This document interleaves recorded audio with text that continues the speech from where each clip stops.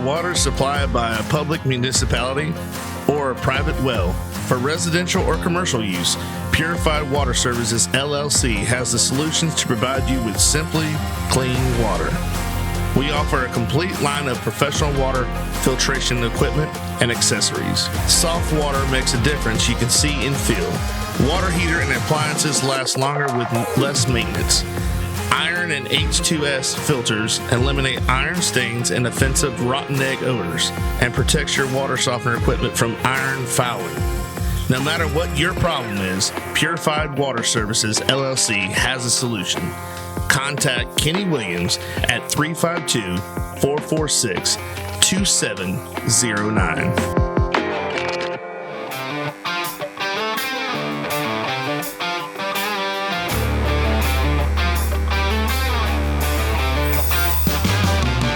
All right, welcome back to another edition of the Goblay Show. I'm your host, Billy Goble, and today we have a special guest. He is a 2003 South Sumter graduate and played football for us all 4 years.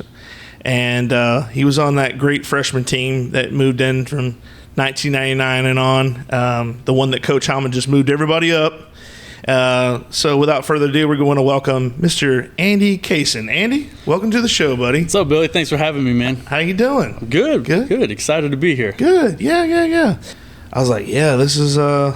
This is how it goes. This is the swamp. This is every Saturday. I did go to an orange and blue game one time. Oh, you did? Yeah, and I wore Georgia stuff there. And I got picked on by the people in the stands. Well, rightfully so. Yeah. It was Joey Thompson and his dad took me. I think Garrett might have been there, and I wore a Georgia hat. They're like, You're at the wrong game, boy. You're like, it's Green Bay. Oh, no, it was red. It was red for a reason. I wanted to stand out, and I did. Well, those are times you'll never forget. No, absolutely. Arkansas came to Florida, and it was 35-0 at halftime. So everybody's like, they're all leaving. We got this. Well, Arkansas came back. Well, my brother is covered head to toe, not head to toe, but upper body, red paint for Arkansas. Because our family, we had a family member play there. He played with Steve Atwater back in the late 80s, Yeah. And this lady was in front of us, and she goes, "Oh, I didn't know we had a little piggy back here."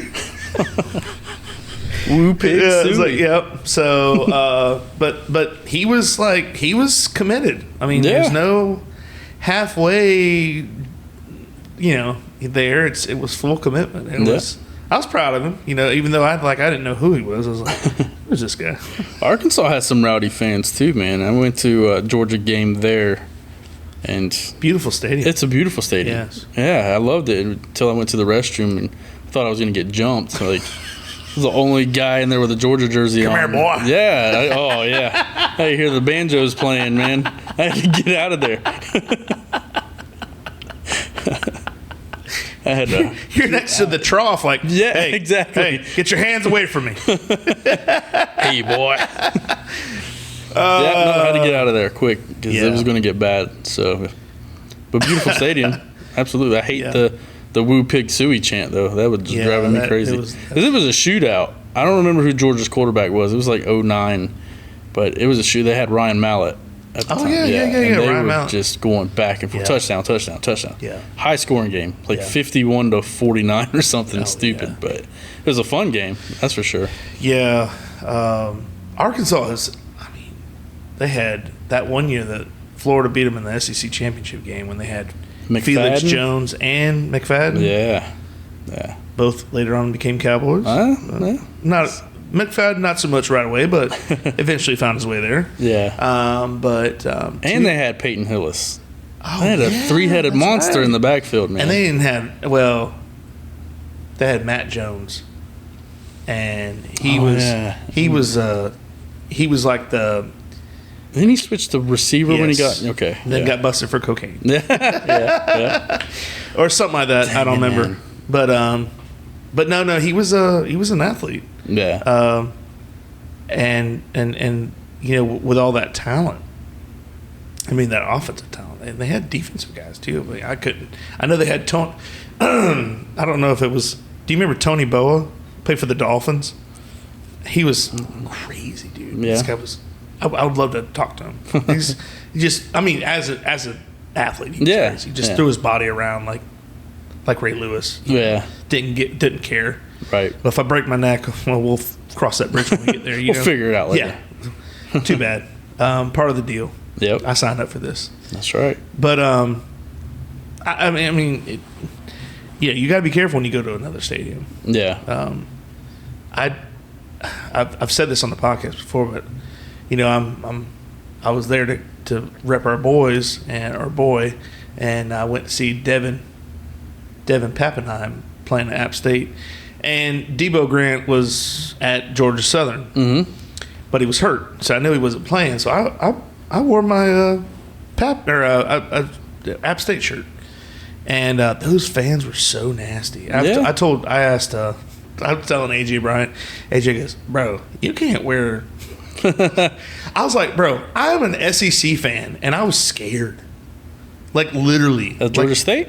Georgia Southern. Georgia Southern, that's right. I've been to a Georgia State game. Yeah. Yeah, they played, App State played them. Okay. And that was in the old Ted Turner field. The baseball field is now their stadium. Okay. So, like, where the outfielders used to be, that's where the seats are. Mm-hmm. So you're literally on the field, like where their field was. It just, instead of like home plate here, it was like, instead of the field going this way, it's this way. Yeah.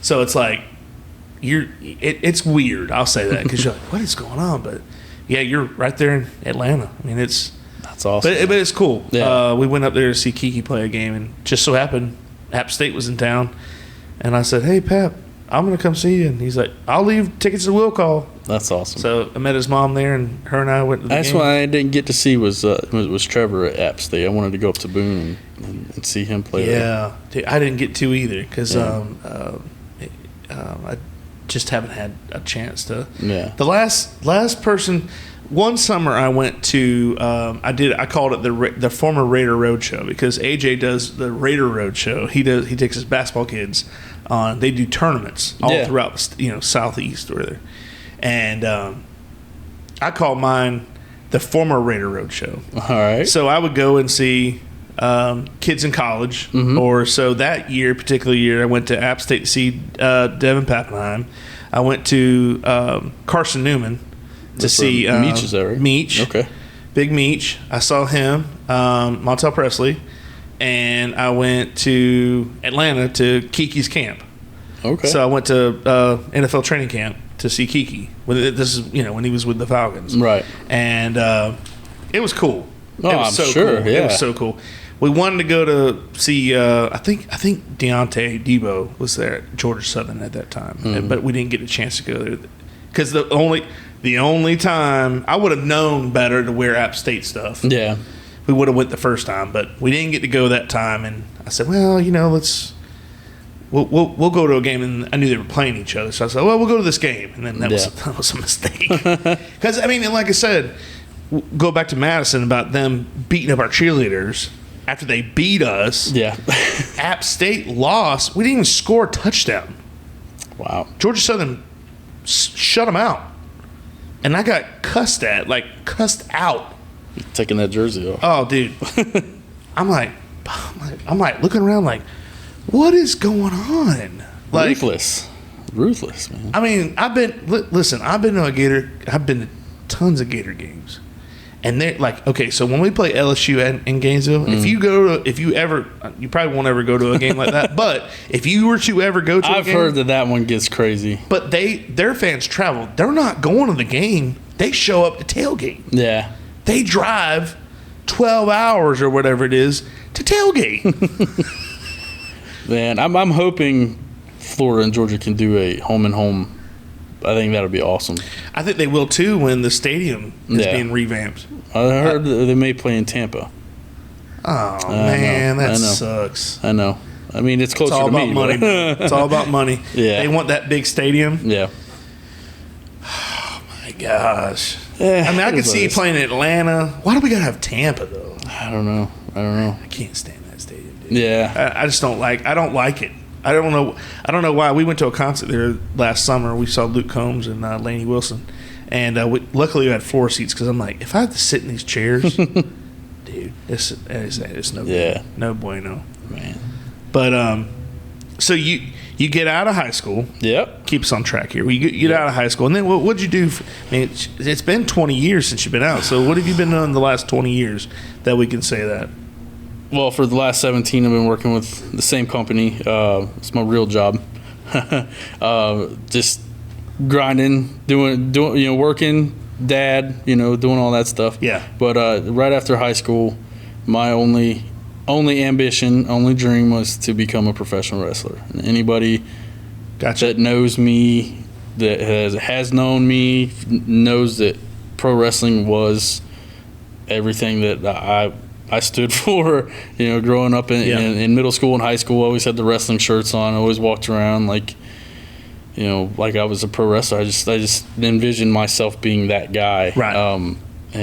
So like literally the week after I graduated high school, I was calling up wrestling schools, and luckily I stumbled across one right here in Mascot. It was just a little tiny, we'll call it a school. It was a barn. Gotcha. And it was a barn at a church. Some guys that had been around Florida wrestling for a little while, they were in there.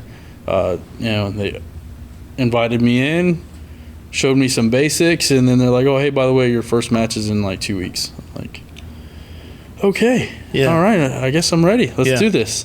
And just rode with that ever since, learned, along the way. And that's one of those things when, I talk about how long I've been wrestling and stuff, and they're like, wow, who trained you? I was like, there's some local guys. Like, I learned as I went, as I traveled. I just got that experience and met a lot of really great people along the way that have had to correct some of my early bad behaviors and things you don't do in the business. I thought my crap didn't stink. I had this. I didn't know how to separate my wrestling persona from Andy, right? So I was very cocky and brash and like talked so much smack. And they're like, okay, the cameras are off now. You can calm down. Like, you had to reel me back in because it was going to my head. I was getting a little bit of success. My name was getting out there, and had to be humbled for a little bit.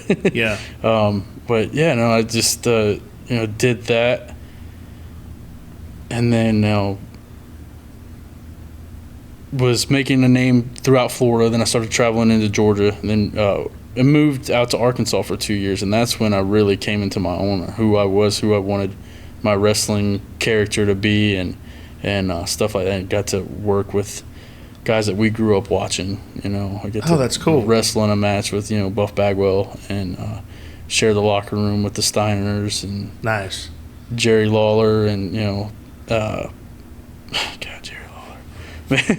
Promotional consideration paid for by the following: Webster Ace Hardware and Farm Supply are generous sponsors for today's podcast. They have been a family-owned business for 27 years. This helpful hardware store sells items such as archery, Ariat clothing and boots, Wrangler jeans, case knives, Hammond's candies, and live fishing wear. They also have a full selection of hardware, RV supply, propane, Ben Moore, Royal & Clark, and Kingston paints. You need a barn or fencing job done? Custom barn kits and roofing metal are provided at your local Ace Hardware store. What about a new grill for the yard? Traeger, Big Green Egg, Weber, and Blackstone are found here, along with all the accessories to go with it. Stock up your workshop with DeWalt, Milwaukee, or Craftsman tools. They got you covered. Remember to go to ace.com to shop their entire line to have items shipped directly to the store. That's the king. Yeah, I wrestled in a tag team match against Buff Bagwell and a local guy there, and after the match, they're like, hey, Cason, Buff wants to talk to you. I'm like, oh, geez, did I do something wrong? Like, came in, gave me all this great feedback, but as he invites me in, I walk in, and there's Lawler, and he's just butt naked. I'm like, dude, I didn't want to see this, man. This is Jerry Lawler, a guy that I've seen on my TV screen every single week since I was 10, right? And he's just getting dressed, and I'm like, come on, man, I don't want to see that. Can we talk out here? This is very uncomfortable, very weird. Then it's one of those weird stories because you got Buff he's sitting there. He's half dressed, after the match, and he's offering you a beer and this and that. And then you got Lawler's over here naked. Then you got Scott Steiner using one of those elastic bands to warm up, and he's got it wrapped around the door, and he's just pulling it, and like the door and the whole wall is like bowing at the same time. Like, this guy's gonna rip the wall down. It was just like, you couldn't make that stuff up. You're sitting there with all these guys that you grew up idolizing, and it was pretty surreal. It was awesome. That's awesome. And get to work with those guys at work, with Jake the Snake Roberts. I wish that was a cooler story. That was one of his dark times where he was going through it, and it got pretty scary there for a minute. Yeah. Hector Guerrero, I got to wrestle him out at the fairgrounds in 2008. That was fun, but that was like right after Eddie had passed. Yeah. And so it was really weird because they looked so much alike. Yeah. They looked so similar, and but just being able to do that and say that I never made it big. I never made it to the WWE or AEW now or anything like that, but I chased it. I went after it. I tried to pursue it and see how far I could take it. Had a lot of fun doing it. So, now that I'm 21 years into it now, it's kind of time to wind it down. Yeah. I mean, if you're not in it 100% and you can't dedicate the time in the gym and traveling the roads and getting your name out there and putting in work and shows, then it's like time to get out. So right. Right now Florida is a hotbed for talent. There's so much talent inside of Florida. So getting booked on these shows, like, you better have your stuff together because these guys are phenomenal. Right. And that's one of the things about this show that's going to go on up here at the fairgrounds on July 13th. The talent on that card is insane. These guys, a lot of newer faces. So if you look at the flyer, you're like, I don't know who this guy is. A lot of these guys are super talented, crazy talented. They'll be the guys you see on your TVs within the next 2 to 3 years. Gotcha. And then, they're bringing in a former WWE guy, Eugene. Okay. You've seen him working with The Rock and Hogan and all those people. So it's going to be an awesome time, and trying to see how I feel after that match, because if I feel like I still have a lot left in the tank and that re-energizes me and getting to perform in front of my hometown, right, I might continue on, or it might just be the perfect atmosphere for me to just walk away and say, it's not going to get any better than that for me. Like, I did it. I went out with my family and friends, and they saw me do my thing one more time, and that was that. Yeah. So. Well, you do your Shawn Michaels moment where you're like, with the Ric Flair. Oh, I was there for that one. That was in Orlando, and that was. He's like, I'm sorry. Yeah, I'm sorry. I love you. And then you just sweet. Doesn't he kick him? Yes, sweet chin music. Yep. That's right. Yep. So I'm glad you said that, because this will air. This episode, in particular, that we're talking about right now, will air on the Friday before. Okay. So promote as much as you want, brother. Absolutely. Because I'm all for that. July 13th. It's going down at Saturday. Tomorrow night. Back out at the Cow Palace. Yeah, tomorrow night. Yeah. Yeah, tomorrow night at the Cow Palace. What time? 7 o'clock. 7 o'clock. I believe 7 o'clock is when the doors open. And if you hadn't gotten your tickets by now, you may be too late. But let's just try to get them anyway. It's going to be crazy. It's going to, like I said, the talent that's going to be there. They're going to put on a hell of a show. I give you that. And for me to be back in the Cow Palace, like, it blows my mind, because it's not the same, right? They remodeled it. No, it's totally different. Yeah, but it's super nice. Yeah, but it's the same spot, right? It's the same spot as the original. If you're talking about the Cow Palace. The thing was, when you were saying that, I was making sure, because during the fair time we had a wrestling wrestling organization come in, and they were in the main. There's another spot. It's in the exhibit hall. Same guy. Same promoter. Local Pro Wrestling is the name of the company, and but he's advertising in the Cow Palace now. Yes, so Cow Palace is going to hold. It's going to hold quite a few people. Yeah, and it's like I said, super nice. It's where they do the catalogs for the shows. Is it still got a stage in there? No stage. They may be able to bring the one in, but it's totally revamped. So when they decided they're going to gut it, they gutted the entire building. It's got the same. I want to say it's the same, pretty much the same structure. They might have redid it with red iron and stuff like that, but and kind of modernized it. Right. But they started on one end and the other. Well, for a couple, maybe a year, I want to say I was working the fair and they didn't have a roof on, so it was literally under the lights. The cow show, and it was kind of cool, if you for something that you're not used to, you know what I mean. So, but then they sealed everything in. Yeah, it's got industrial AC in there now. That's wild. So it's great. So I know when I wrestled at the fairgrounds in 2008, it was in the new building, right? Yes, where they had that was in the exposition pageants and stuff like That's that. Where the pageants are. Yeah, that just opened then. Yeah. So that was brand new whenever we went in there. Yeah, and so now I'm thinking like, in the Cow Palace was like 1995 or 96. The Boys and Girls Club was out there. Yep. And my mom worked there, and I was in some Christmas play, right? Yeah. And I'm on the stage. There's nobody there because we had just, got done rehearsing or whatnot. And I'm like, man, this would be the coolest place to wrestle. Yeah. So I'm picturing myself. I'm picturing the stands packed with people. I'm picturing my music hitting. Because I'm on the stage, and I can see myself walking down the steps, getting into the ring, like... And now to be able to go back there, and this might be my last or one of my last matches, just to come full circle. Yeah, that's going to be a special night for me, man. Like, I can't wait. Yeah, that's really cool that it comes full circle, like you said. Coincidentally, and I saw in high school, because I was, in high school we were all about wrestling, and this is when WCW was at its pinnacle. Oh yeah, this was the Eric Bischoff, NWO. Hulk Hogan, you could not. WCW was so much more. The talent of the wrestlers was so rich. And when I was a kid, it was WWF, and that was, because Hogan, all this Earthquake, Andre the Giant. Yeah. My favorite was Junkyard Dog. Okay, JYD, rest in peace. Absolutely, man. I'm telling you, all these old guys, Ultimate Warrior, Macho Man, my favorite. All these guys. Then I didn't watch it for, I want to say, middle school years, late elementary, middle school years. Didn't even know it existed for some reason. Just didn't care. High school. I don't remember where we went somewhere, and they were talking about NWO and Sting, and Sting came out and fought the NWO guys. Yeah. From then on, brother. Well, for a couple years, high school.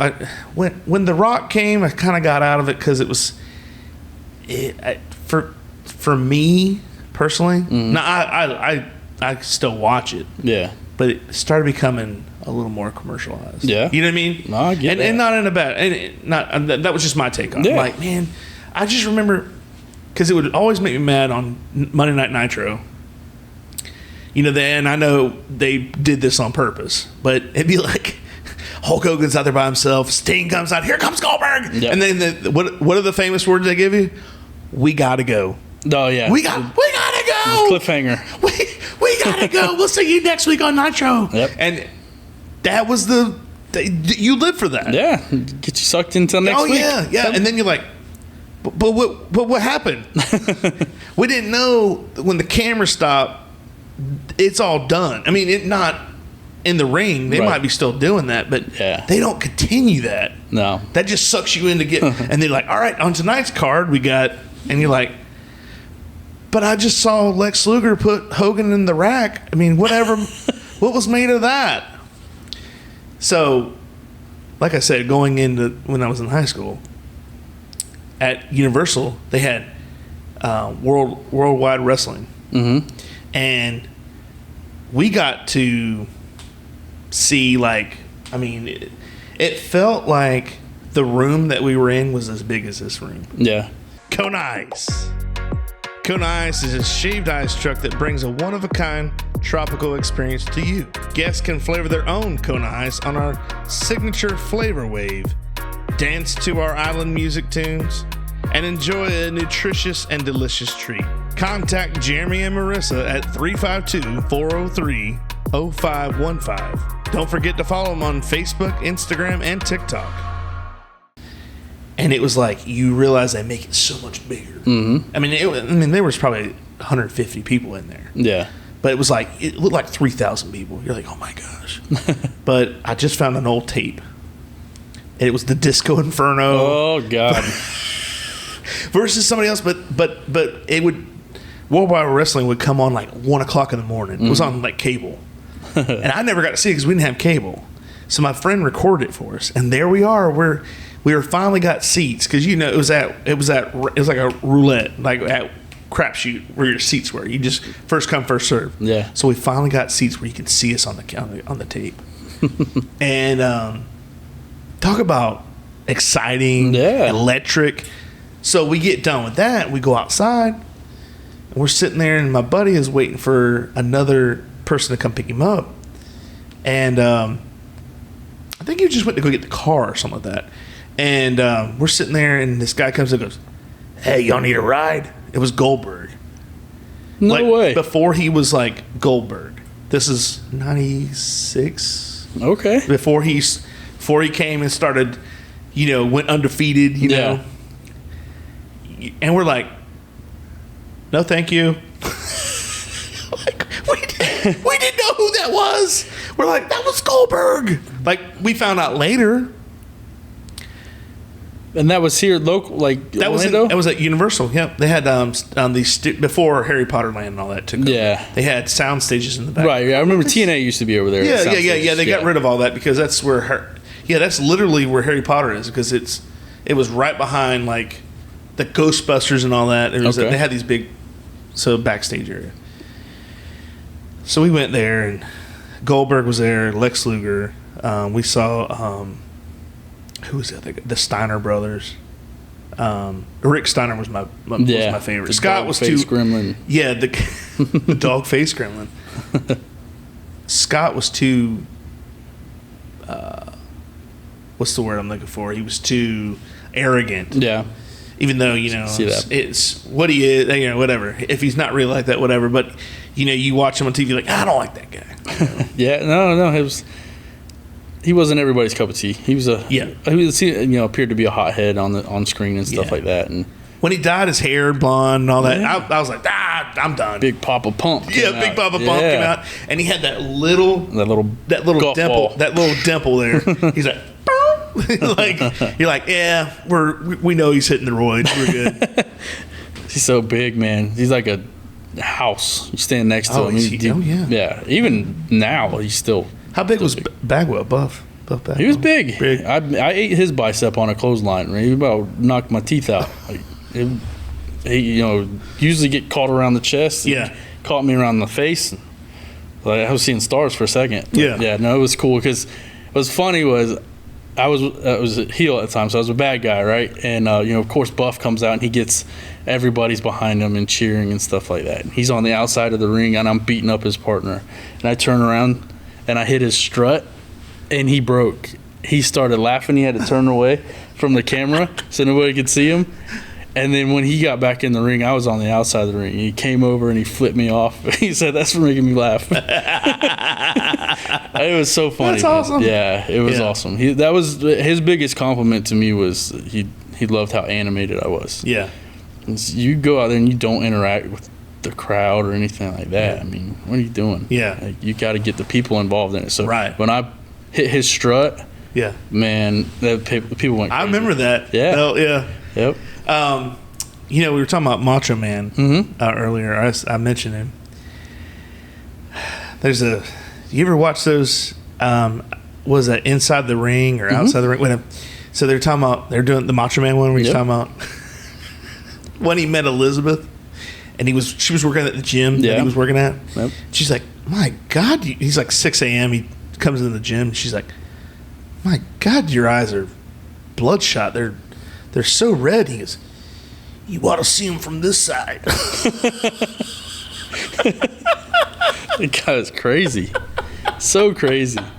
Dude, growing up, I was, I think everybody was a Hogan fan. That early, 90s. Hogan it was like USA and Russia. Yeah. It felt like he was like he could beat communism. Yeah. With a leg drop. Of course. You know what I mean? He had the Iron Sheik and all those guys that he was beating up. Yeah. But it wasn't until I started, getting older and then started getting into wrestling, I appreciated Savage more for what he could do and his size and the way he would talk on the mic and just suck you in. You talk real low like this, and then you get real loud. Like, it just, the talent that guy had and his ability, that's why I mark him as number one. That was if I could try to emulate somebody in the ring, it was his like loose cannon style. Like when he was like, nothing means nothing. Nothing means nothing.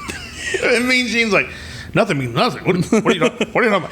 I don't know how that guy kept his composure. I would have been dying. When he does the cream rises to the top, brother. The crop. Yeah. And then he pulls another one. Yeah. And he sticks it on his head. Yeah. And it falls and he pulls out another one. Yeah. He's crazy, man. But that's what he did. Everybody knew him for those weird promos. Yeah. But I don't know who's weirder between his promos and Ultimate Warriors. Like, you try to go back and decipher what he's saying. Oh my gosh. Catfish Johnny's Restaurant, serving the Lake Pennsauken and surrounding areas since 1990. For the last 33 years, we have strived to serve great food at great prices and a friendly, casual atmosphere. If seafood isn't your thing, our burgers or wings are the best around. We have daily specials too.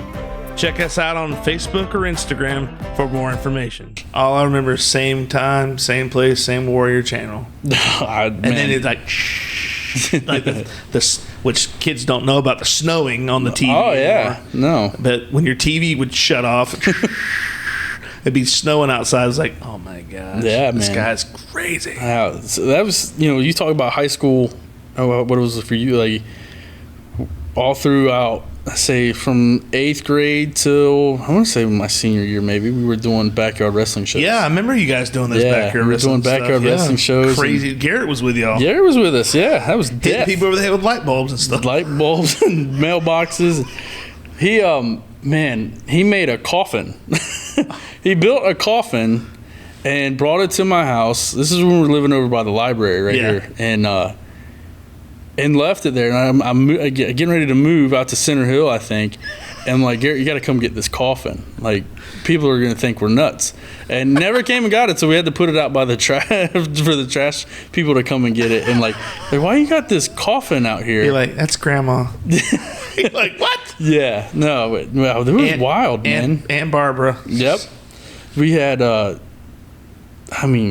Joey with his raw chicken, because he saw Terry Funk do that on an episode of WCW. He hit somebody with a raw chicken. I'm like, Joey, you're gonna kill us. We're gonna have salmonella. And he goes to the store and buys a raw chicken, and we're going into like the dollar store right there by the old Walmart, and we're just loading up on cookie sheets and stuff to hit each other over the head with, and it was so much fun. We had stop signs and stuff. Yeah. I don't know where we got them from, but we didn't realize that was a federal offense. I mean, Like, what? Let's say we had a stop sign. We had the street sign. We had a 55-mile-an-hour sign one time. Yeah, it was crazy. Had a bullet hole in it, so when you hit somebody, you're getting shards of. There's no give to those things either. No, but it made it aerodynamic. Yeah, absolutely.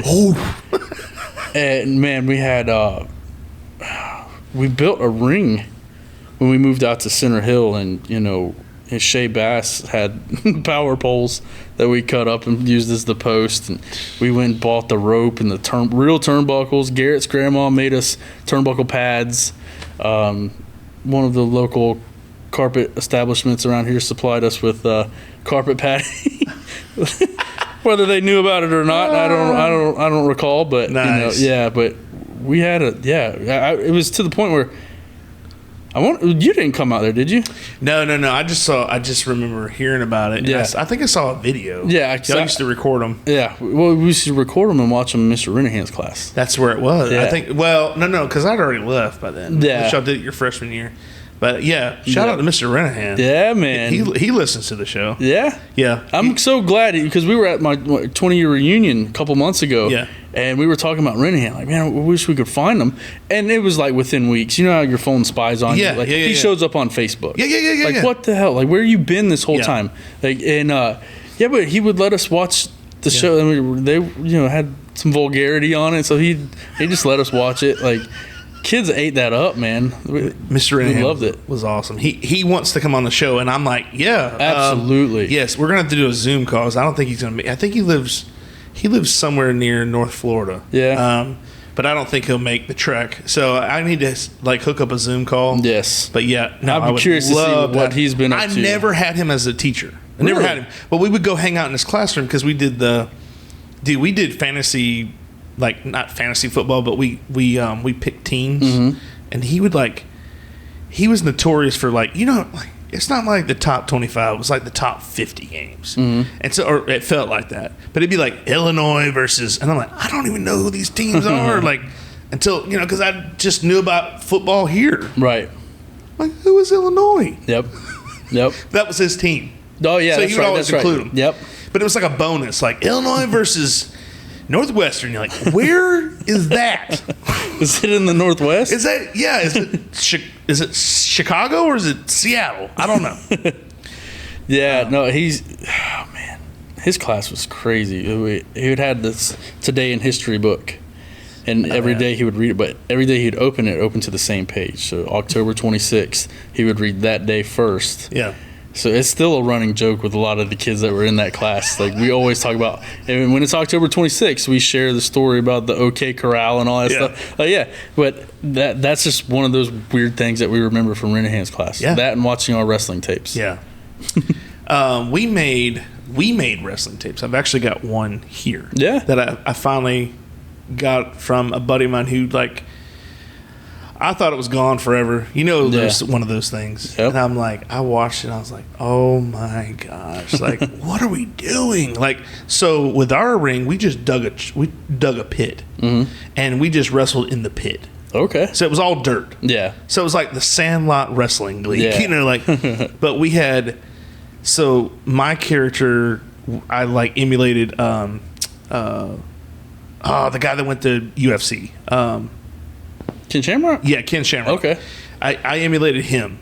So I was acting pretty crazy, like violently, vigorously shaking, the whole time. I would do stuff like he did. And then a buddy of mine, he was Ken Canyon. Another one was Cal Douglas. He just make all these names up, and we did a battle royale, and it was like my buddy throws me in this pit. It's like a side, like we try to make it like a walk, like where you walk in, like almost like gladiators. Yeah. But from an angle, it looks like you get thrown in a hole. So I get thrown in this hole, and I pop up, and my buddy's got a shovel. Oh, geez. Hits me over the head with a shovel, and I'm like, I fall back down. But you could hear us talking like, all right, Bill, get up. It's your cue. This is your spot, man. Yeah, you're missing your cue, man.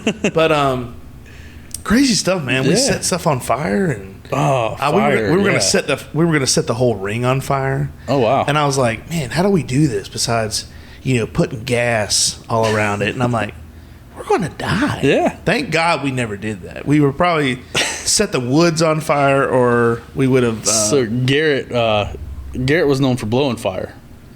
Okay. With rubbing alcohol. Right. And he had blown one or two many. And he puts, he's got a mouthful of this rubbing alcohol, and he's trying to get the lighter to light. He goes, the lighter won't light. Like, what'd you do with all that rubbing alcohol that you just had in your mouth? Oh, he drank it all. Yeah. This crazy. He's over there drinking some witch hazel. It's something, man. He was wild. It was so much fun. So much fun. They were fun, but it was a bunch of nonsense and randomness. But it was. See, I'd heard about you guys before us. Yeah, I thought we were the first ones to do it. No, well, we thought we knew you guys were. we heard about you guys doing it, and we knew you guys were hardcore. Y'all were like the what was it? The ECW. ECW with Raven and all them guys. And we were like the Keystone Cops. Ours was comedy. Like, it was comedic. Yeah. Like, we had a battle royale. I thought we were like, not messing around. Yeah. And I'm over there hitting somebody. No, we were for real. We were actually wrestling. And I'm over there hitting somebody with a milk jug. And they're like, stop, dude. I'm like, oh, we're for real? Okay. And just throw it, start wrestling. But it was like, you had that fine point where you're like, I'm not trying to get hurt, dude. Like, yeah, but ours was all comedic, dude. I got to show you that tape. No, I would love to see it. No, Joey Thompson texted me a screenshot of a video that he found of us. And this was, I think this was towards the tail end of us doing it. It was behind a church in Ridge Manor. Oh, shit. And, we were out there acting a fool. Somebody's jumping off of the top of a trailer and like, but Garrett had all of my tapes. He's like, I'm going to make a highlight tape. He's like, I don't know where they're at now. But we had so much like good material on there. Like, just, I would love to go back and show my kids. Like, this is what stupid stuff your dad used to do. Please don't ever do this. Please don't. No, we got guys jumping off of ladders onto nothing. Like, we didn't even have a ring at the time. Like, jumping off the house. Yeah. Garrett magically has a lunch tray from the high school wrapped in barbed wire. Like, where did you get that? Oh, ag class. Well, that's like we had a random, looked like a market table from the flea market. Yeah. I don't know where it came from. Oh man. But it was like, I remember finding out that you can't do the rock bottom on a market table because there's nowhere for you to go. So you just go, and it's like falling off the table. Like, oh man. So you got hurt. Like I said, it was comedic. It was like physical comedy where, and then and I'm like, oh my God. Yeah. It was like pre-Jackass. No, exactly. That's exactly what it was. But we did hear about you guys doing it. We're like, man, that's way too hardcore. When we heard about light bulbs and stuff, we're like, nah, we're good. Like, I'd rather fall in a hole and get hit with a shovel. I mean, yeah. I'm trying to think who got the. I know Brady Merritt got his head busted open with a mailbox, and then Garrett had the fire, and I'm trying to think if we had any real serious injuries. It wasn't anything too crazy. No, somebody was waving a stop sign around, and that's like a saw blade, bro. And it hit one of my buddy's shins and busted it, slit him open. Yeah. And I'm like, dude, what are we doing? Yeah. Like, Duto Realty is a homegrown business with an eye for getting the job done right. From football games to Sunday school and everything in between, these ladies care about our community and the people in it. Helping buyers and sellers in all of Florida with all types of transactions, including residential, commercial, farm, or vacant land. They do it all. They even offer auction services and sellouts to always get the job done right. But it was so random. Like, when we would do like intros, we had a little boombox. Yeah. And one of them was, my favorite one was my two buddies who remain nameless for this point. They don't want to probably own up to this, but they played Ain't Nothing But a Gangsta Party. Yeah. They come out with like the Tupac bandana tied up front, and my buddy comes out and the other one comes out and goes, he looks at the camera and he goes, "You watch and you learn." Nice. It was like one of the best lines. I'm like, and the other guy's like, it was such a like a Hogan, and like when Dennis Rodman would be like walking out, or Sturgill. Was it Sturgill? Virgil. Yeah. He's all like you're like, why is this guy even here? He's like $125. Yeah. He's like $125, and he's out there with like Kevin Nash and Razor Ramon. What's his real name? Or Scott Hall. Scott Hall. Yeah. R.I.P. Yeah. Man, we're losing all the guys, man. All the good ones that we grew up watching, they're all dying early. Yeah. It sucks. It's crazy. You had talked about Jake the Snake. Mm-hmm. Did you see the one about him? I've seen so many documentaries on him. The one about the snake and Macho Man. The Cobra. Yes. Yeah. Yeah, he's like, how do I know this thing's not gonna bite me? Let it bite you. He's gonna let you. I'm gonna it to bite you, man. And he said he hiked up his pants leg or something. He hiked up his leg or his pant, and he bit his leg. And he's like, ah. And he's like, this thing's not. He's like, I'm not like. There's no adrenaline. Yeah. At least Savage had the adrenaline going out there. He's got his arm like this. Yep. And then he said the cobra latches on. He's like, get it off me, get it off me. You see him and he's shaking it and it won't come loose. He's like, it won't come off. Man, that was different. But when we're wrestling here at Jimmy's, right? The skating center, right? And it's all the boys are out, like before the show, they're in the front, probably at the bar. Who knows? This was when it was a bar. Yeah. And I go to the back to drop off my bag, and Jake's back there, pitch black. He said, hey, kid. How long you been doing this? I'm like, he's talking to me. So I'm sitting trying to have a conversation with Jake. Why is he in the dark? I don't know, bro. It was there was two shows I did with him, and both of them he was out of his mind. Just it sucked. It was so. If I go back and talk to him now, he's clean and sober cool now. Yeah. But back then it was just crazy. But still to share the locker room with him, and then he's like, "Do you know where the snake is?" What are you talking about? Somebody's supposed to provide me with a snake. I'm like, you don't have your own snake. Jake the Snake didn't come with a snake. Somebody, the promoter, has to provide him with a snake. Yes. And dude, somebody cried this like little grass snake. You got Jake the Snake with his little baby sack, a little baby snake. You're like, come on. No, man, you can't be going in there with no indigo. Exactly. You like hitting that thing. Like, sometimes, dude, I take that python I'll take the python over that indigo sometimes. Oh, yeah. Mean, dude. I don't do snakes at all. So whenever he's like, where's the snake? I'm thinking it got loose in the bag. I'm freaking out. But no, he's like, no, somebody's supposed to bring me a snake. Like, okay, well, it wasn't me. Sorry. You know, he said in a podcast earlier, he said something about that snake can only do so many shows. Or like fly so many times or whatever. Did you hear the earthquake story? No. When Earthquake does his finisher, he sits on the him, squat. Right? Yeah. He did that to the snake, right? But what people thought was the snake, it was actually pantyhose with hamburger meat stuffed in it. Oh no! Yeah, he just revealed that on one of his documentaries or something. Like that. I think it was the John Tenta.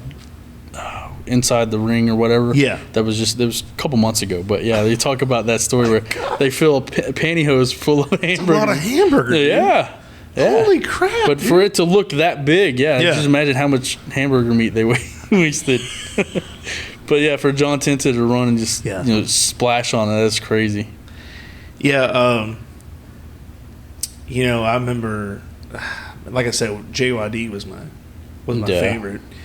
And I even had the little action figures. Like the little, they were rubber, basically. I still do. Rubber. You still got them? Yeah. But I ruined them. They're collector's items. I ruined them. Yeah. Oh, they're trashed. Yeah. So whenever NWO started coming out, I started drawing NWO shirts on them and stuff, and they're all ruined. If I could get them repainted, they might be worth something. But what's funny is growing up, like I said, I watched wrestling, and my dad.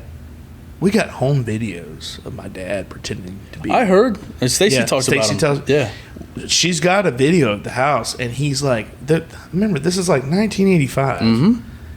And back then, if you got like a camcorder, you had it was like a full, it was basically a studio. Yeah. You had a VCR like looking thing that you could record on. And it was in a bag, and you could carry the bag with you. It also had it was battery bag, all that combo. Right.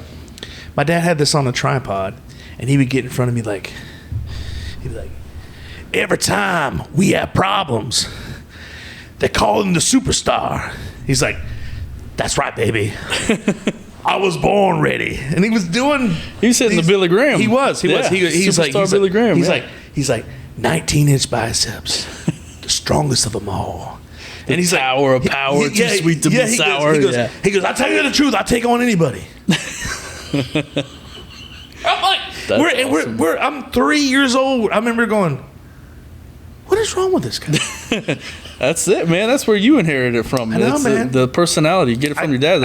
I tell everybody that. They don't believe me, but I tell them. Hey, my, Cason McLean, my, wrestling alter ego is a amped up version of my dad. When he's on that liquid courage, nobody's bigger, nobody's better, nobody's badder. Like, to be the man, you got to be. That's right. That's what I'm saying. That's right, man. But that's where it all, that comes down to. That brings back so many memories, man. When I was a kid, I had the ring, I had those wrestlers. I'm sitting in there watching like Hulk Hogan and your Macho Man came a little bit later, but Hogan, I remember being on the A-Team. He was in Rocky. Yep. That's one of my favorite scenes, by the way. Thunder Lips, baby. Thunder Lips, when Rocky's like, "Yeah, yo, Adrian, or hey Mick, how much do you think he eats?" And Mick's like, 202 pounds, and he's like, it's like, weighing in at 202 pounds, Rocky Balboa. Yes. And Mick's got this like smirk, like that's awesome grin, like, yep. He's like, thanks. One of my favorite scenes. He's like, 202 pounds. Let's say Rocky 3's. That's my favorite. Probably my favorite. Yeah, because you got Mr. T. Yep. Who was in in WrestleMania? One. Yep. That's right, dude. You talk about. Besides my own father, Mr. T is one of the guys I looked up to. Really? Dude. Have you ever seen Mr. T on the A-Team? Yeah. Dude. B.A. Baracus. When you walk in and you can clear a bar room by yourself. Yeah. He's a B.A. And you can scare people off with 1,000,000 bullets and not hit one person. Oh, dude, that is one of the best. Dude, I'm telling you, I will watch. I had him on DVD. I will rewatch the A-Team. I just love the van. Oh, dude, that van was awesome. The van and I drove one of those, not the same kind, but I drove a van in high school. It's my mom's. So dang well I was driving. I was like, where we going, sucker? There you go. We're going to the. You just ain't flying on no plane. Ain't flying on no plane. That's why I didn't fly for the longest time. Really? Yes, I was scared to death. Yeah, exactly. I'm like, what? I'm not doing this, man. Yeah, man. That was. They don't make them like that no more. The 80s shows, Knight Rider, A-Team, like those classics. Clubber Lane. I always put that on when we play a football game, and it's a big game. When he says, "What's tonight's prediction for the fight?" Pain. Yeah, dude. That don't hype you up, bro. No, absolutely, dude. That's still. But then the kids nowadays, who's this guy? Yeah, who's that guy? Who's that? And I'm like, dude, Google him. I'm like, dude. When you watch him train in the movie, that's. I'm convinced. That's like right now. That's like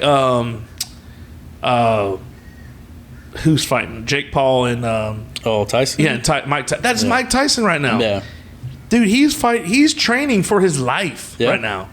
That is the same situation right now. He has something to prove. I don't know. I don't know if I buy into it though. I don't. But then someone said they weren't going to do it now. I don't know if they're going to do it. It's delayed. It's postponed. It delayed it. Yeah, but. So in my mind, I'm thinking, how much of that is a work? How much of it is if Tyson really fought this dude, I'd still think he'd rip his face off. Well, here's the thing: he's got the age on him. Mm-hmm. Okay, he's 50. What? Tyson's 57 or something like 58. Like that, yeah. He's late 50s. This kid, he's a kid compared to Tyson. He's a kid. The stamina is there. Yeah. Now Tyson, if he gets a hold of him, then he could do the damage. Right. But the thing is, like Mayweather. Jab, jab, jab, jab. Just playing with jab, jab. Dude, if you could set somebody up like that, you can beat anybody. That's why he was so successful. Those guys couldn't go. And then that Conor McGregor fight, I'm not ashamed to say it. I didn't have any bets on it, but I was wanting Conor to win. Yeah. Just to prove him wrong. Now everybody's gonna be like, "Oh, you hater." But no. Here's why I say that is because Conor had a disadvantage. This joker's used to kicking you in the leg. Yeah, you know what I mean. He's there to like no holds barred. How do you say it? No holds barred. Thank you. I want to say no hard barred. No holds barred. So anything's legit. Another classic movie. Yeah. But you get a guy that can. Okay, you can't hit me in the face. No, yeah. You know what I mean? When they got rules like that. Yeah. No, don't go for the face. That's not a fight. That's not a fight. No, that's a scripted. Yeah. Ballet. I don't know. Yeah. I don't know. What's your favorite wrestling move? Wrestling move? Yeah. What's your favorite wrestling move? Like if you were to wrestle and you're like, this is my go-to, man. If you could copy anybody.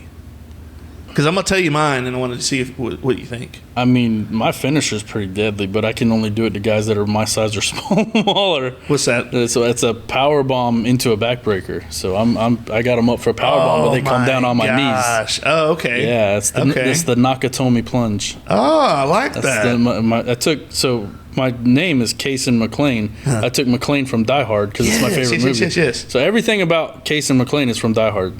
Gotcha. The detonator. That's my name. Okay. And then McLean. And then my finisher is the Nakatomi plunge because Hans Gruber takes the plunge off. Nakatomi plunge. Yeah. So, but no, I like any variation of a suplex or a backbreaker. That's mine. A very underrated move that always looks sick is just a pile driver. Yeah. If you do it right, if you get Jerry Lawler or Terry Funk, one of those guys do it like you thought that dude's neck's broke. I was gonna say if you do it wrong, they're definitely neck's broke. Yeah, exactly. Mine is the Last Ride or something like that, or the Goldberg the spear or jackhammer. Jackhammer. Yeah. Anything that's got a vertical The only bad thing about when you watch those old things of the Undertaker, he's got their crotch right here. Yeah, I always get that because when I get him up for mine, it's the thing. Oh, you put his crotch in your face. Like, it's not there for long. He's going down. Bam. He's going to get it down. Yeah. But any variation of the power bomb or backbreaker, suplexes. One of my favorites in high school was Taz. Okay. Taz was the human suplex machine. Yeah. Any variation. It's not just a standard suplex. He's got, German suplex, Northern Light suplex, all these different ones. The Tazplex, like, I love those. And you're not necessarily, I was not necessarily trained on how to take those. Right. So when somebody would snatch me up in them, I get a little bit scared. Right. And I tense up, but once you're in the air, you're in the air. It's like you better tuck your chin and pray. So between that German suplex, I put a little reel together about a year or two ago of me taking German suplexes. Like there's no safe landing. You're landing on the back of your head and neck. Right. Like one wrong move or anything, I'm paralyzed. Type deal. So I got to stop letting guys grab me from behind and just get out of the way because those moves they're dangerous if they're done wrong. Like you could seriously get hurt. But so many. I never got the whole flipping Rey Mysterio type. So I don't have that arsenal. Juventud Guerrero. Yeah. Those guys are amazing. Those luchadors are crazy. Man. I think the biggest move I've done off the top is either an elbow drop or a frog splash. Yeah. Like, I don't flip. I don't do moonsaults. I wish I could. Yeah. But I just don't I'll do my suicide dives through the ropes. I'll go over the rope sometime. But who's your favorite? Speaking of luchadors, who is your favorite luchador? Do you have a favorite? It's hard because you can't not say Rey Mysterio. Yeah. I mean, he's the top dog when it comes to luchadors. But so many newer guys emulate that lucha libre style, right? And then the Japanese strong style. So like, there's this new cat named Will Ospreay. I don't know if you've heard of him. I haven't heard of him. Watch his stuff, man. Okay. This guy's insane. He's in AEW now, but his New Japan stuff, a lot of the veteran guys, they don't really like that style because it's a lot of flips. It's a lot of fast-paced stuff. It's not storytelling. Yeah. But it's phenomenal, man. Yeah. Phenomenal. But they bring that luchador style into strong style, and it's amazing. But yeah, Rey Mysterio, hands down. Who's yours? La Parka. Oh gosh, the chairman of the board. Yes. Especially when he. Yeah, the dance. You got to do the dance. Yes. Yeah. One of the best scenes, I want to say, like fights. Really wasn't a fight. It was one of those, like a WCW filler. Mm-hmm. Was Macho Man versus La Parka. When it was DDP. Yeah. Because he got him to the diamond cutter. Yes. And you're like, that's not DDP. That's not La Parka. Correct me if I'm wrong. Did he do the dance? He did everything. Yeah. He did everything. because he had to sell it. So could you imagine seeing DDP without the mask on doing that dance? Like that would have been hilarious. Yeah, it was hilarious. It was like Laparca was in there getting ready, and DDP's like. Which, by the way, DDP is he's like a yoga master, dude. Have you ever seen that? Don't call it yoga. Oh, sorry. No. At first, when it was calling it DDPY, I think. Yeah. He's like, don't call it yoga, but now I guess he's okay with calling it yoga. Right. But he's helped out so many people, man. Like get like Buff's, going through that stuff now, and Jake Scott Hall started turning himself around, and then passed away. Yeah. But just their ability to. He brings them into his home to live with them. Yes, and that's crazy. All these guys have addictions and stuff like that, and they go through because their life is, they might as well be rock stars. They really are. Literally, they are from the '80s, '90s. Right, those guys. And rightfully so. If you're gonna live that lifestyle, you got to play the part, and you do all these things well. I was listening. Ric Flair was on Theo Von. Did you see that episode? I think I've seen snippets of it. I haven't seen the whole thing. He said he was in rehab, and he said, "Well, where did you do rehab?" He goes, "Here." I guess they were in Tampa when they filmed it. He goes, "Here in Tampa," and he said, "How long were you there?" And he said 35 days or 30 days, something like that. And he said he got some the doctor prescribed him some medicine. Mm-hmm. Gets these meds and stuff, and he said he's out there. It's a Sunday morning. He's out there having a cup of coffee and a cigarette, smoking a cigarette, just enjoying the calm serenity of everything. And he sees that doctor walking. He goes, "What's that guy doing here?" So he asks his roommate. He says, "Hey, what's that doctor doing here?" And he says, "Oh, he's a resident." What? No way. He said, "Let me get this straight. The guy who is prescribing me medication is in rehab." Nice. And the guy says, "Yeah, pretty much. Yeah." Wow. He goes, "How long has he been here?" He goes, "I don't know, like 3 years or something." Like he's been there for a while. He said, "I don't believe this."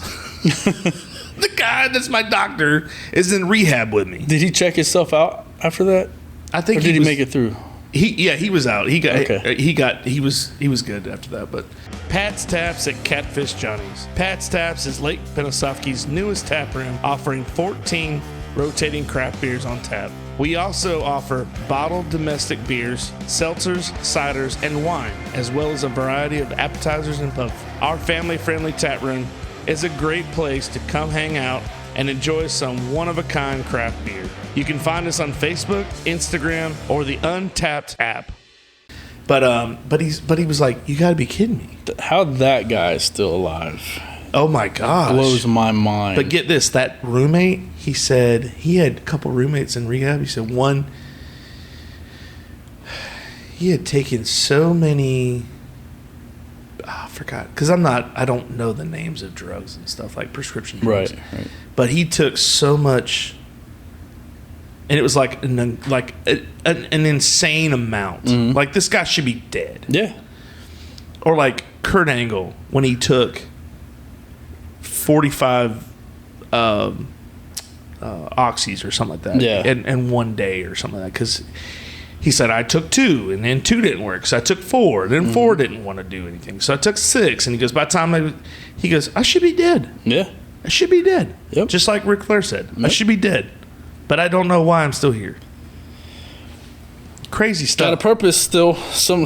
Doing something. Yeah. I don't know, but there's just the fact that these guys are on the road over 300, and not so much as much anymore. Yeah. I think they've kind of taken all that into consideration, the amount of guys that they've lost, and girls. Yes. But over 300 days a year back then, always in a hotel room or in a plane or in a car, traveling from town to town. Yeah. You're already hurting. You're already stiff. Yeah. You're getting slammed every single night. Like, it had to take something to help. Yeah. Help with the pain. Help cope with it. I couldn't imagine, man. I couldn't imagine. Ric Flair said he was afraid to be alone. Yeah. He had that fear of being alone. He said him and I think it was Jerry Lawler said they were at a hotel in the lobby, and he said there was nobody in there. And he said he ordered drinks for everybody, and the guy said there's not there's not that many people in here. And he said, there will be. and after a while, word got out, and he said you couldn't get in that place because they found out he was there and he was giving out drinks. He's just afraid to be. It's a fear, man. It's crazy. But I've spent more money on spilled liquor. He probably has. $700 lizard shoes. Man, those promos are the best. Who's your top promo guy? Gotta be Flair. Yeah? Flair, and then it goes to Macho Man. Because Macho Man, I don't remember him being in front of a bunch of people. Flair did that in front of women. Like, and they went crazy. Yeah. When he was like, and it's funny because, like, he even got into it. He's like, all right, I need y'all to be quiet. I love it, man. Those old school NWA promos in front of the live audience and stuff like that, where they're interacting. Did you ever work with Blackjack? No, because he was from Mascot. Yeah, he had the car lot right there in front of. That's Bay Lake Road. Okay, that's where the school is. Okay, and he had no ties to that. No, man. Wow. They said at one point he did, I guess, but by the time I got there, he was pretty much done with wrestling. They were talking about how he could like crush an apple with his hand. Oh yeah, like that's insane. Massive, man. That's insane. But yeah, no, I never got to meet. I got to meet Barry Windham. Yeah, and Mike Rotunda. Okay. I met both of them at a benefit for a kid that was passing away. We went out to this kid's house, and it's like local indie guy. Like, why am I here? Yeah. Like, I'm with IRS and Barry Windham. Like, this is crazy. Barry Windham passed, correct? No, he's still alive. Barry's still alive. Okay. Yeah. My bad. I'm not. No, I just for some reason Mike thought Rotunda's that name. son, Wyndham Rotunda. Oh, he passed away. okay. That's who I'm Bray thinking of. Wyatt. Yeah. But Renahan knows him. He coached him and his brother at Hernando. Oh, that's right. Yeah. I forgot. Yep. And but yeah, no. Flair's up there. Got to be 1-1-8 Dusty. Dusty Rose. Dusty, his promo with the baby. Dusty Rose out there. The American Dream. Yes. I'm gonna give you that bionic elbow. Yes. No, his promos were classic. Yeah, savage. Then The Rock brought a different style of promo. You have it eaten out of your out of his hand. But I just don't know how Mean Gene did it all those years. Have you ever watched any of his bloopers? Yes. Oh my gosh. He's actually. I mean, now I know why they got him to do it, because he was quite. His personality was bigger than life. Yeah. It's crazy. I never realized it until, I don't know, a few years ago. It was like, why is every announcer small? Why is every ref small? They wouldn't hire you if you were over a certain foot, because they wanted the wrestlers to look larger than life. Oh yeah. So seeing him, next to Greg Valentine and Nikita Nikolai Volkov. If you watch that interview and they lose it and start cutting up, it is the funniest thing you ever see. Greg the Hammer Valentine and Brutus the Beefcake Barber. I did photography. I took some pictures. They were at Jimmy's bar. Yeah. Was that the same one? Well, it was one of them. I was there. You were there? Yeah, I was wrestling. I took pictures for I don't remember if it was Rose Davis or Something Kind of Times. They did an interview with me. Yeah, I took photos. Yeah, she put an article of me in the paper. My mom had it in her purse, and she was flying out of Tampa, and she ran into the Big Show, and she put the Big Show on the phone with me. He said hello, and then signed the article. Oh, that's cool. Yeah, it was pretty cool. Paul White. Yep. Yeah, that's cool. Yeah, so she's like, dude, when he put her phone in his hand, she couldn't see it anymore. His hand was so big. But Jimmy's, they brought in Jake, they brought in Brutus Beefcake, they brought in Greg Valentine. I was on all of those shows. Yeah. Yep. Yeah, I went there to take pictures, and I don't think I stayed and watched a whole lot. I just took pictures, but it was not a place to have wrestling. No. I'm not taking anything away from you guys. I'm talking about structurally. Like, I don't know how they even got on the top ring because the ceiling was right there. I don't think we could get on the top rope. Actually, I did, but I had because I wrestled in a street fight and I had a table set up on the outside, so I jumped from the top rope to the outside on the floor through the table, and I was crouched down on the top. I remember that. Did you say, Debo, get the table? No, that was a fun match though. Yeah, I was there for that one time. I mean, I don't know how many times. We wrestled a couple of times there. And, what's her name? Miss Carol. She ran the place up there.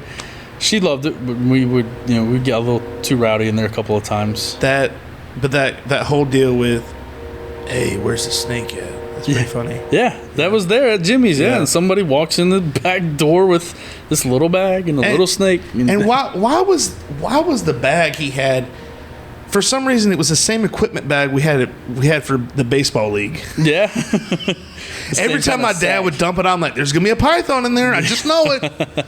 You're it's all coiled up. 7 or 8 years old. You're like, Jake the Snake's been here. I just know it. Yeah. How many times did you carry that bag on your shoulder and think you were Jake the Snake? Gotta walk around. Oh yeah. You're like somewhere in here. I got a cup and a helmet and a catcher's mitt. And maybe a python. Maybe an anaconda. So, we're going to try to tie all this up right now, but I just want to promote tomorrow night's deal. 7 o'clock. 7 o'clock. 7 o'clock at the Cow Palace. At the Cow Palace. And Bevel's Corner. Is there anything, can they see this on, just to check it out? I know it's going to be kind of last minute. Yeah, local pro wrestling, Facebook, Instagram. You can find mine. You can find Andy Cason the third on there. Don't look at my dad's. Look at my Facebook or my Instagram. Got Cason McLean 55. Okay. That's my Instagram. I'll have the links to buying the tickets on there. Hurry up, last minute, get your ticket. Yeah. Because tomorrow night's gonna be insane, man. Yeah. I just picture it and I get teary-eyed because if I know the amount of people that have told me that they're coming, is going to be there, and they're coming to support me and all the other guys and stuff, it's going to be pretty emotional because I don't know if it's going to be my last one or not. Yeah, it could be if it's that special, and I feel like I ended it on a high note, then that's going to be it for me. There you go. And no, I just. Like we talked earlier, coming full circle, man. It's going to be a special night. Yeah. I can't wait. Well, if it is your last match tomorrow night, heck of a career doing that because that's a lot of wear and tear on your body. It is, what I mean? Man. But, I appreciate you coming in to do all this. And I heard through the grapevine that you may be doing your own one day, your own podcast, which I would love to come on and talk about. Absolutely, man. And I'll drive to Cape Coral. Yeah? Yeah, I'll have to do that. And I mean, just... this platform, man, that you got, you see how much passion you have for it. Yeah. It radiates throughout the mic, on camera and stuff like that, and your guests seem to genuinely have a good time on here. Yeah. And like you said earlier, everybody's got a story to tell. And with my show, what we're trying to gear towards is inspirational, motivational type stories. It's called Talk Your Grit. You're going to talk about how you overcame adversity to get to your ultimate goal. Right. Like I got,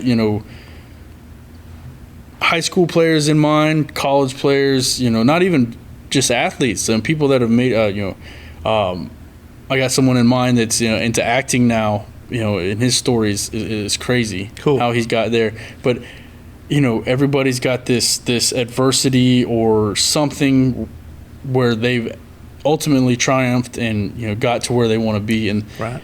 I just wanted to be something different. Yeah, we want to do like local stuff with the high school teams and Pop Warner teams and show highlights and like right. top hits of the week type deal, but I want to be bigger than that. I don't want it to stay local. Right. I want to keep going and going. Like you, interviewing, movie stars and stuff like that. Like that's insane, man. Well, you got to, and that was my intent at first, the same way. And that's a great place to start because you have to have a starting point. Right. But then there was a part that goes, wow, I'm only going to be able to go so far with exactly. that. So expand. Yep. And then I do everything. I do all this, self-promote. I do all the booking. And it's not really booking, but you know what I mean? Like guest spots, seeking out guest spots. Dude, I've been tearing up people's DMs on their awesome. on their Instagram, man. And I'm probably seeing like a guy that I had on before, Michael McHenry. He used to be a catcher for the Pirates. Okay. And I went up to Pittsburgh and got to meet him and sit down and have a 2-hour podcast with him, which I never thought that would happen. But and I asked him, I said, why? You know, what made you decide to come? Because he could have told me, yeah, and then never showed up. Yeah. And he said, you're very persistent. And so I want to be that way, but I don't want to be annoying. Yeah. And I told him, and basically he's like, look, if people take it that way, then that's not the person you need to talk to. Right. So, but on the other end, on my end, I'm like, he's absolutely right. But in my mind, I'm like, I don't even want to be there. I don't want to do that in the first place. So I'm trying to keep the distance. Yeah. Be respectful. Yep. If you're busy, I get it. I do get, I mean, it's by all means, I understand. Yeah. But, you know, just trying to get everybody, you know, to sit down and, because I love to talk to people. Yeah. I mean, and I want them to have a good experience. So when they come on the show, then they tell, oh yeah, how was it? It was great. It was awesome. Right. And then that makes them want to consider it. Yeah. And then not even make their mind up, but just consider it. Give me the time. And Russell Wilson used to say, you know, people say, you know, why me? He always said, why not me? Yeah. So if there's an opportunity to be taken, why can't I do that? Exactly. So I've always looked at it like this, like, why not me? I could do that. I'm not saying I'm better than Joe Rogan. Obviously not. He's the man. But I'm not trying to be like him to begin with. I want to do my own thing. Yeah. Now, there might be a few things I might say or emulate him because he's the man. Yeah. Or other podcasters. But taking a little bit from every little thing like a melting pot and making it one big, you know, I think that's just, it's a special thing. That's it, man. Like, when I did it last summer, I had so much fun just because it's a way to get your voice out there to be heard and stuff like that. But I ultimately want people's stories to motivate other people because you do not know what someone is going through. Yeah. Might be struggling with their weight or depression or anxiety, anything along those lines. And if this guy was able to, or this lady was able to overcome that, that might help somebody else out. Absolutely. You know, and that's what I want. I want it to be bigger. It hit me. I knew I wanted to get back into the podcast game, but it hit me when I was at my daughter's spring football game. She was cheering, and one of the kids that I used to coach went down with an ACL injury or MCL, one of those, messed the stuff up, and he had to be stretchered out. I'm like, man, I wonder what the comeback's going to look like for him. I wonder what the rehab's going to be. And then I started thinking about Matt Ellis's son, like what he's going. God dang, he's going into his senior year of high school, the most special year of your football career. You know, up to that point, and then now he's not going to be able to do it. Right. Like, what's his mindset right now? Is he negative? Is he staying positive through it? How is he staying positive? That stuff right there is going to help somebody. Oh, yeah. It's going to trigger something in somebody, and it's going to resonate with them. And it might not be the whole entire audience. Right. It might just be one person. But that story is going to motivate one person, and that person is going to go motivate somebody else. It's going to be a ripple effect. Absolutely. So that's what I want. That's how I see it anyway. Well, and you know, the thing is, if somebody's battling with depression or addiction or whatever, I'm not saying I have all the answers, but if I can talk to someone who has, if they give a testimony and they say, well, this is what happened to me, blah, blah, blah, and I did this, I did that, well, that might not exactly work for that person, but that's a start. Yeah. And at least you have options. At least you know that there's somebody else out there that's going through something similar. Yes. You're not alone. Yes. You're not by yourself. Yes. This person did overcome something very similar to what you're going through, or the exact same. Absolutely. They overcame it. You might not be able to do the same exact thing, but you at least know where to start. Absolutely. How to take that first step. Yes. Right? And that's something, I'm going to try not to choke up here, but that's something I wish I could have had a couple of years ago. Yeah. With my family. Right. And how to take the first step, how to ask for help. Right. How to not feel like you got to take on the world by yourself. and that's what I want my show to be like, you know. And the guy that I have, you know, partnering with me, he's going to do all the producing and stuff. He's got everything ready. It's just a matter of weeks at this point to get it up and running, and but we're really excited about it, and absolutely would love to return the favor, have you come. Yes. You don't have to drive to Cape. We'll figure out the Zoom or however we do it. But Zoom is your best friend when it's outside. Yeah. So we'll figure it out, man. But you know, thank you so much for having me on. Yeah. Thank you for allowing me to tell my story. Absolutely. And plug my show coming on tomorrow. Yeah. And I hope to see you there, my man. I'm gonna try. Yep. I'm gonna try. We have the only thing I got going is Kiki's camp is tomorrow morning. And, Yep. But that's early. Well, so you tell all those kids. You tell Kiki. I might even have him do a running spot and help me lay somebody out. Yeah. I don't know. Get them all there, man. I would love to see everybody, especially it being back at South Sumter. Yeah. You might see me repping some red and black.